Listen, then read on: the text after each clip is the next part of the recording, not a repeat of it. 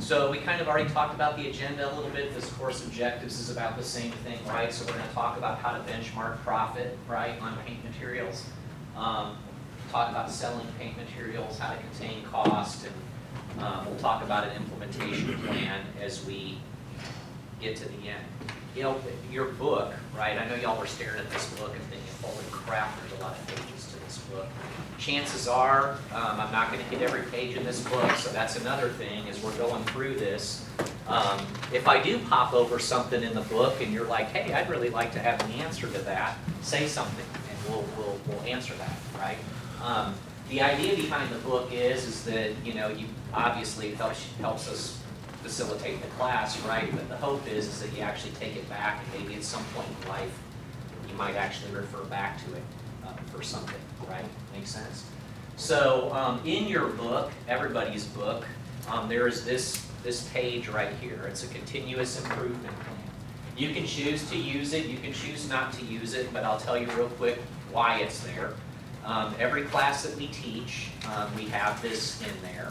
The thought process behind it is if you leave this class with 1 to 3 things that you have on, you know, on that improvement plan, and you go back to your store and work on those said 3 things, you're going to have a pretty good chance of actually implementing them, right?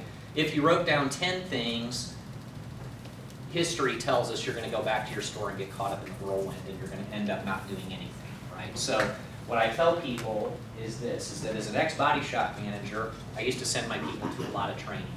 I used to have those people come back sometimes and tell me, boss, that was a complete waste of my freaking time. And that is no good. I mean, you know what I mean? That would suck. So for me, if y'all leave here and this is a complete waste of your time, then I failed miserably, right? If you leave here and you write 1 thing down on this page that goes back and either makes you more money or causes you less pain in your day-to-day, then it's a win, right? So you can choose to use that. You can choose to use the notepad. If you are going to use this, honestly, I'd suggest that you rip it out of the book and lay it down next to you and use it for notes. Entirely up to you, okay? But that's why that's there.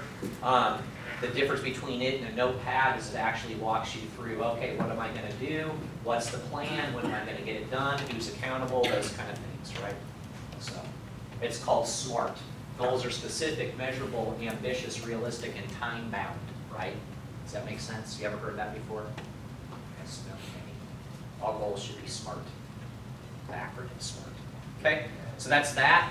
The Sherman antitrust policy is also in your book, and it's like probably a page and a half long. Basically what it says is we're not going to collude, okay? So what I mean by collusion is we can't set prices, we can't set disciplinary action, but that's really it. We can talk crap about an insurance company if we want to. That's not collusion. What we can't do is sit here and all say, okay, we're all going to charge the lizard $50 an hour for labor, right? That we can't do. But we can say we all hate the lizard, right? And we don't want the lizard around. We can, you know, and I'm just using them for an example. They all equally are lame, so it doesn't really matter to me, right? But you get that, how the conclusion piece works. If we start to go down a collusion trail, I'll stop us. Probably got to worry about me more than you have to worry about you, so we're probably in pretty good shape, right? So people have told me I'm anti-insurance, and I tell them I'm not anti-insurance, I'm pro-shop. So it just depends on how you want to look at it, right? It's a matter of perspective, right? All right, so how we benchmark profit on paint materials, right? You know, we always look at sales and cost, right? That's the basic. And how do we calculate the paint material profitability? So real quick, and I don't want to bore everybody, but at the same time, I want to make sure you leave here with this stuff. So this is some pretty remedial gross profit calculations. And there's actually a page in this book that, and when we get there, I'll show it to you, that has all the ways you can calculate a lot of KPIs. So it would be a good one to refer back to if you ever needed to. But when we get to that page, I'll tell you something. You can dog ear it or mark it or whatever you want to do, right? So how do you calculate paint material gross profit dollars and gross profit margin, right? So it's pretty simple. You got material sales minus costs will give us our GP dollars, right? You see that on the screen or in your book. In your book, it says where do those numbers for material sales come from? Well, they come from either our management system or I guess technically you could take all your repair orders you closed for the month and add them up, right? But that's where your sales dollars come from, okay? If you're at a dealership, which we don't have any. Oh yeah, Mossy. Y'all will be pulling it out of Reynolds or whatever the hell. What are y'all on? We have Dealer Tracks or? No, it's Proceed, or actually it's something. It's that, a new. Yeah, it was something that he specifically designed that the whole dealership on. Really? Yeah. Do you like it? It works out. Is it okay? Yeah. Well, I mean, because most dealer DMSs are horrible anyway. Yeah, no, Yeah. So I mean, there really wasn't anywhere to go but up, right? That's interesting. I hadn't heard of that one. You know. And so the cost numbers that come from our invoices, right, can come straight from your distributor for that matter to get your material costs, right? So paint material gross profit margin calculation is this. You take your gross profit dollars, divide it by your sales, it'll give you your material margin, right? Pretty simple. If you have a question, let me know, right? So here's an example with numbers. We've got material sales at 10K minus the 7,000 in cost. Will give us 3,000 divided by 10K, will give us a 30% gross profit, right?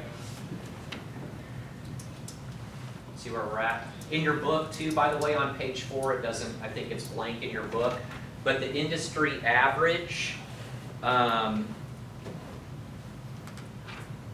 is a lot, well, the A code average is 35 to 40%. The industry average, and this may shock you, but the industry average is really only 10%. So that's not something that we should be shooting for in this room, by the way. Actually, the industry average, it's kind of a broad stroke. It's from 0 to 10%. That's what the industry average is. But my Sickens shops, and you'll see this come up in the book actually, you'll see in what they call an A-coat average.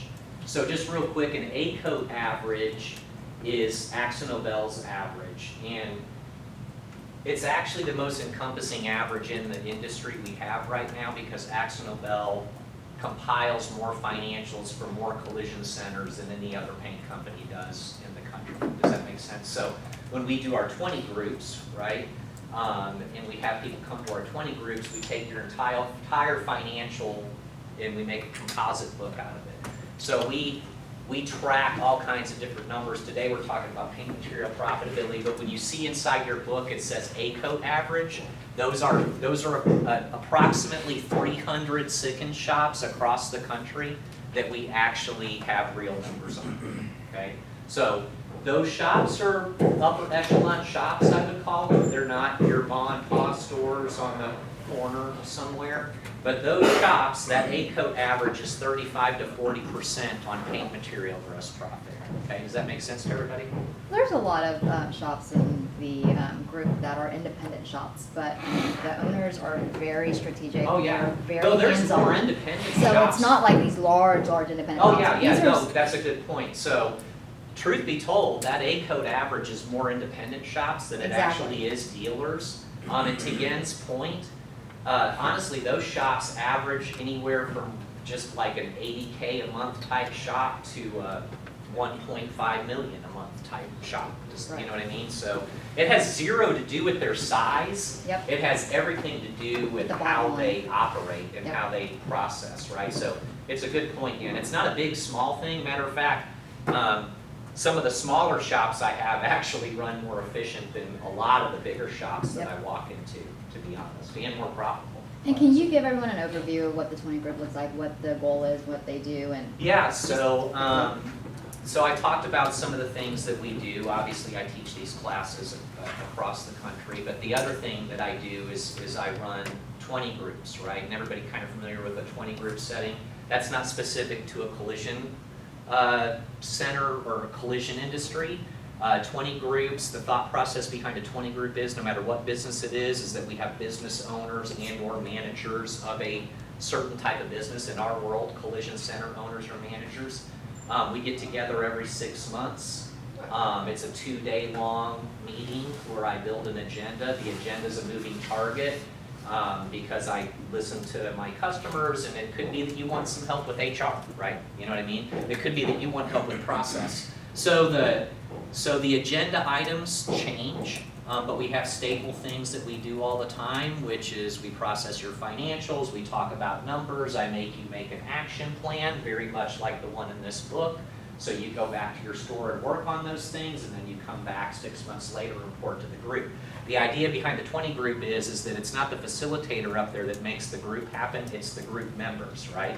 All I'm there to do is to build an agenda and to keep you guys on track as best as I can. Is that pretty good Yeah. definition? I Kind think of, it's sort an of? overall improvement of the business, looking at Yes. it from profitability, revenue, I think ideas with marketing, just everything Yeah, across the sense. to make the it business better. encompasses everything. We It have does. guest speakers that come. Axonobel does this on a national level, and we do it on a regional level. They're both very similar. The only difference is at my regional level, which usually happens in Texas, because that's my area. I have a mix of independents and dealers from all across the state, and quite honestly, other states that I've covered, I still have people that come in. At the national level, it's more segmented. We've got 8 different groups that meet. We right size you with the type of business you are, right? So if you're averaging $250K a month and you're a single shop operator, we're gonna try to put you in a room with like size shops. All the dealers at the national level are in their own room, so they're not mixed, right? So there's advantages both ways. When you're at the national group, you're in a room with people that are about your size, but those shops could be from the East Coast, from the West Coast, or we're from everywhere. And at the regional level, we're all dealers and independents, but we have regional issues that we deal with. You know what I mean? So like I said, there's advantages to both of them. If you're a Sickens customer and you're thinking about 20 groups, contact me. My next one will be coming up in April. It's a good thing to sit through, right? Okay, so there's the first bunny trail. See, I didn't make it 5 minutes. So any questions on that 20 group stuff? We good? We got that?